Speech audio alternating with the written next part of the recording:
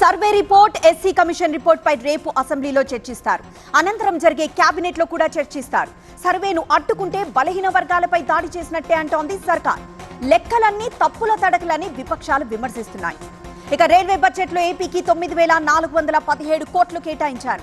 84,559 కోట్ల పనుల నిర్మాణంలో ఉన్నాయన్నారు Ashwini Vaishnav.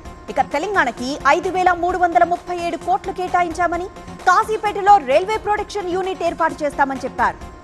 Hindupur municipal council TDP వశమైంది. ఏపీలో మొత్తం 10 చోట్ల ఎన్నికలు జరిగాయి. 10లో 5 కూటమి వశం కాగా మరో 5 చోట్ల వాయిదా పడ్డాయి. గుంటూరుతో పాటు తిరుపతిలోనూ ఉద్రిక్తత ఏర్పడింది. ఇక లావణ్య రాజ్ తరుణ్ కేసులో మస్తాన్ సాయిని అరెస్ట్ చేశారు. లావణ్య ఫిర్యాదుతో అశ్లీల వీడియోల భాగోతం బయటపడింది. సీక్రెట్ కెమెరాలతో అమ్మాయిల వీడియోలు తీశాడని లావణ్య అన్నారు. తప్పుడు ఆరోపణలు చేస్తోందంటున్నాడు మస్తాన్ సాయి. ఇక తెలంగాణలో కులగణన పూర్తయిందన్నారు రాహుల్. దేశమంతటా కులగణన చేపట్టాలని డిమాండ్ చేశారు. మహారాష్ట్ర ఎన్నికల్లో ఓటర్ల జాబితాను తారుమారు చేశారన్నారు. మేక్ ఇన్ ఇండియా ఫెయిల్ అయిందని, చైనా కంటే వెనకబడ్డామని అన్నారు. కుంభమేళా తొక్కిసలాటపై చర్చకి విపక్షాలు పట్టుబట్టాయి. వేలాది మంది చనిపోయారన్న ఖర్గే వ్యాఖ్యలపై దుమారం రేగింది. మృతులను నదీ తీరంలో పాతిపెట్టారని సమాజ్వాదీ ఎంపీ ఆరోపించారు.